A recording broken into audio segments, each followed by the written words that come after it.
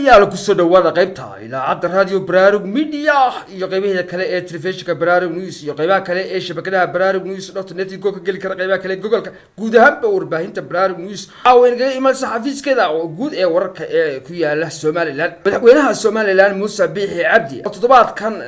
hadal ka jeediyay xilli uu ku sugnaa xafiiska hay'adda dhawrista ee Soomaaliland ee magaalada Hargeysa ayaa waxa uu hadal u jeediyay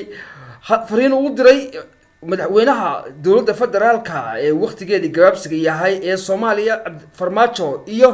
midowga xisbiyada mucaaradka ee iyaguna ka jira dalka Soomaaliya ee fadhigoodu yahay caasimadda magaalada Muqdisho ee Soomaaliya ayaa Muuse Biixi Cabdi hadalkii uu toddobaadkan aynu ku jirnay uu jeediyay waxa uu daba socday hadal ay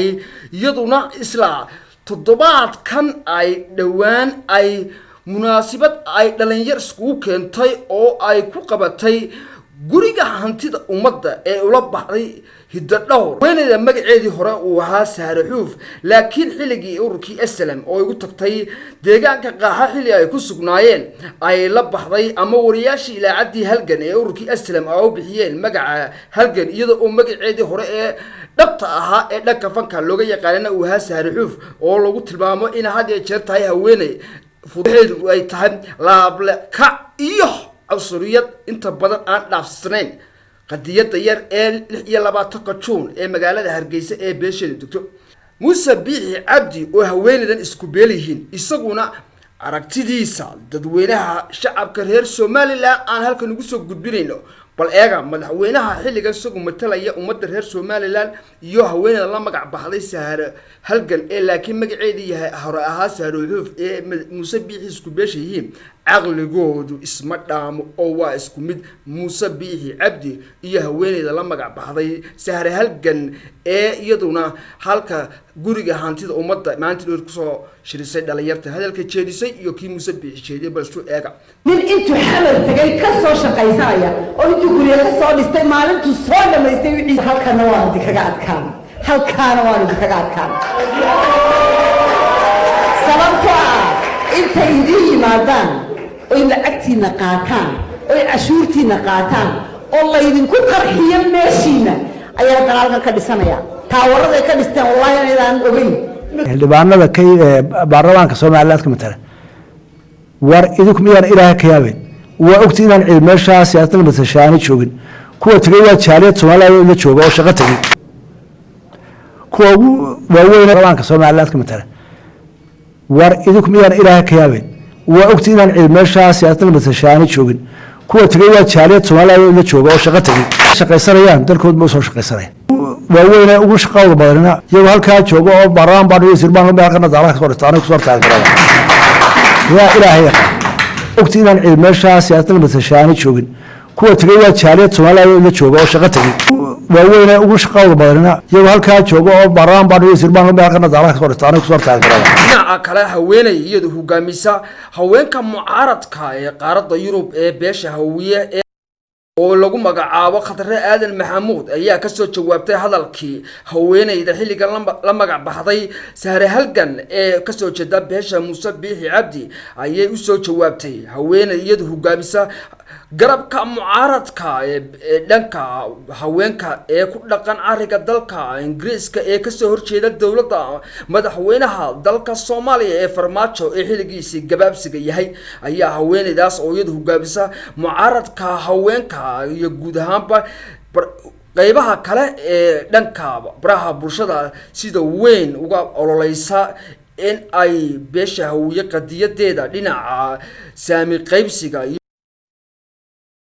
iyo maamul goboleedyada koonfurta Soomaaliya ee dawladda iyo maamul goboleedyada gaar ahaan beesha hawiye ee dawladda federaalka ee Soomaaliya ka tirsan dhanka u ololeysa iyo saamiyada gaar ahaan gobolka Banaadir ee ay doonayaan beesha hawiye masiirkii ay ku lahayd dawladda federaalka ee Soomaaliya Banaadir ayaa iyaduna ka soo jawaabtay hadalka haweeneyda isku magacaawda Saare halgan iyadoo oo haweeneyda lagu magacaabo Khadre Aadan Maxamuud ayaa wakaaladda ama idaacadda raadiyo baraarugu halkan igu soo gudbinaysa jawaabteedii ay ka bixisay hadalka ka soo yeedhay haweeneyda madaxweyne muuse biixi isku beesha yihiin ee isku caqliga iyo isku aragtida ay yihiin waa Sahare Halgan ee magaceeda horanayay Sariifa taas markaan ka tago waxaan rabaa islaan halkaan uu Hargeysa joogtay inaan jawaabo ila dhageysta kun jeeraan dabcay inaan u jawaabo waa isciliyo xoogaa laakiin xalay go'aan waxaan ku gaaray inaan maanta naagtaan u jawaabo ila dhageysta qaataan oo cashuurtiina qaataan oo la idinku qarxiyo meeshiina ayaa dalaalka ka dhisanaya taawarada ka dhistaan wallahi inaan ogeyn dabadeedna markay idinka soo dhamaystaan shilinkiina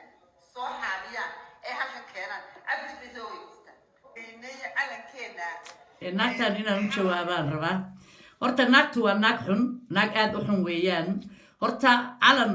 ayaan geynadaasna waa been kow naagtaanu ilmaha yaryar ayay waxay rabtaa inay maskaxda ku samayso brown wash waxa la yiraaho naag siyaasadeed ma ahan ayada iyo wax lamidana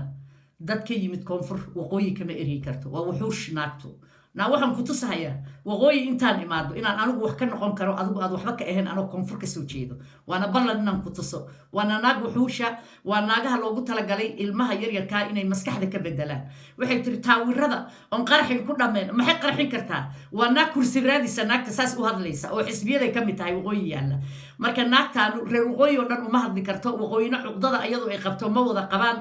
beenayna ka dhaadhicinaysaa ardada iyo ilmaha yaryar oo ubaxa uu hadda soo baxayo waqooyi jooga ayay saas uga daba socotaa ayay saas uga daba wareegaysaa ila dhageysta naagta wax ay tahayna male ba'na ma anta'na male ayada wax la midana koonfur kama laalaabi kartay hadday xiniya leedahay annakoo badanoo reer koonfura Hargeysa usoo soconay bal ilbaabada naga xirato ha laalaabto annako ayadaan ka laalaabayna waqooyi dhexdeeda waa ballan ilaahay ayadaa faqasha geedda xuntaa gawaadada ah waa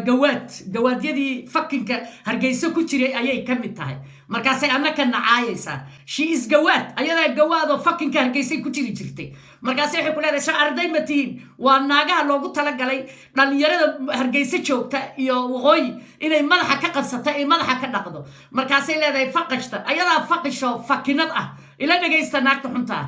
jaamacadana ma dhigato dagaal iyo colaad baa ku socota marka shaqadooda kaliya waxa weeyaan inay baraha bulshada soo fadhiistaan marka inagu siday noo xukumi lahayn baynu u baranaynaa wax ha xukumaysaa waxaan idinku waarinayaa inaad caytantaan maaha imika matalan baa kuwii ayadii caytamaysa ka warrama waxaan idhaa allah ma naxariisto allah kuma naxariisto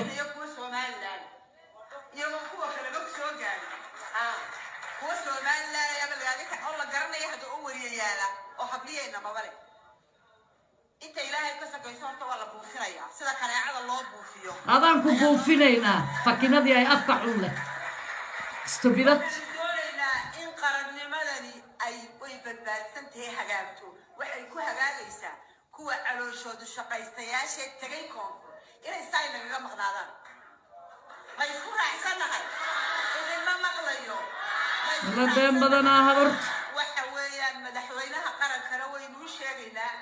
waxaynu leenahay dadka intay tagaan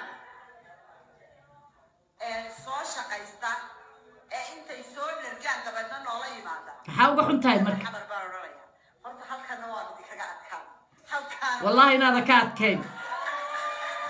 inaada ka adkayn horta naagtaanu waa sick woman weeyaan waa naag jiran sidaan nii sheegahayo waa naag istubidada ardada iskoolka iyo ciyaalka yaryar ayay waxaan oo kale madaxa ka qabsan kartaa naagtaan aad arkaysaan oo koonfur caayaysa ayada iyo wax la midana xashiishka dariiqyada muqdisho yaalla ayay noola mid tahay ayaduna midna waxaan inii sheegahayaa kuwa jooga oo reer waqooyiga oo saafiga ah oo qalbiga wanaagsan oo cilmiga loo waxbartay oo koonfurta jooga ayada iyo wax la midaba uma joojiyaan inta ay ku jiraan doorashada koonfur inayna Hargeysa ka madax banaanaanaynin ama waqooyi ayna go'aynin way og tahay waxay ka calool xun tahay mataqaanaa naagta noocan u helaysa oo qaaxada isjeexayso iskoolada intay tagto iyo dugsiyada quraanka wax ka dhaadhicinaysa waxay ka xun tahay kuwa koonfurta jooga intay lacag soo qaateen ay ka dhisteen guryo waaweyn oo qurux badan intiiba calool xumo ku haysayna ayadu dhisan karin taas weeyaan markaas waxay leedahay annakeena caayaysaa waan ka haaqaynaa waan yeelaynaa bal waa soo soconaaye naagtaanu anaana ka soo hadlahaye bal naagtaanu haddii u xaaqi karto aniga hay xaaqdo aniga iyo gabdhaha ila socda hana xaaqdo oy lacagtiina qaataan oy cashuurtiina qaataan maxaa kaa galay idinku qarxiyo meeshiina sax ayaa dalaalka ka dhisanaya maxaa kaa galay qaraaraa ka keenaya dabadeedna markay idinka soo dhammaystaan ay shilinkiina soo xaabiyaan ee halka keenaan cabdi bay soo weydiistaan oo idin doqoniimo soo buufiya ma soo buufinayno ma soo buufinayno naag xun baana tahay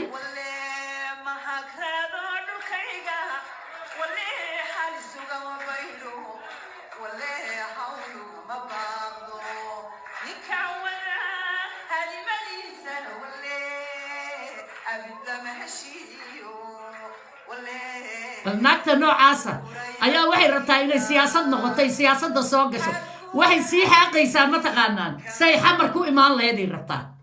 inay magaceeda soo saarto ay isi soo muujiso ay ardada iskuulka u tagto kuwa dugsiyada qur-aanka u tagto sidii muqdisho ay u imaan lahayd ayay doonaysaa yunaba ka muqdisho taasaan ku leeyahay waxna kama noqonayside waxaan ku leeyahay ilmaha yaryarkaa waqooyi jooga brown wash ha ku samaynin naag aad u xun baa tahay oo dheertiin anaa runta kuu sheegayay ayaan halkaana ka burinayn maxaa burin kartaa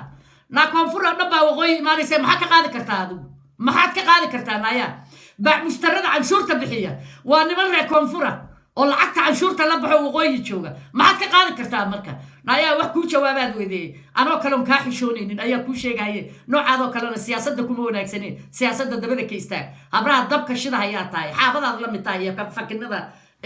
fakin istreetke waxaa tahay male ba'na ma tiid ta'na ma tiidaan ku leeyahay siyaasadda micnaheeda soo baro markaad soo barato ayaa hawiye la hadli kartaa dumarkoodaan ku leeyahay oo lagu jawaabhaya laakiin noocaadaanoo kaleeto oo ilmaha cuquba iyo cuqdad ku beeraysa oo dhahaysa waan ka xaaqnay faqashta adaa faqashay annaku faqash manin baro kelmaduusay u baxeen annagaa kaa naqaana waqooyi intaasaan joogay waxa weeyaan waa ka erino maxaad eri kartaa nayaan I come tomorrow morning maxaad eri kartaa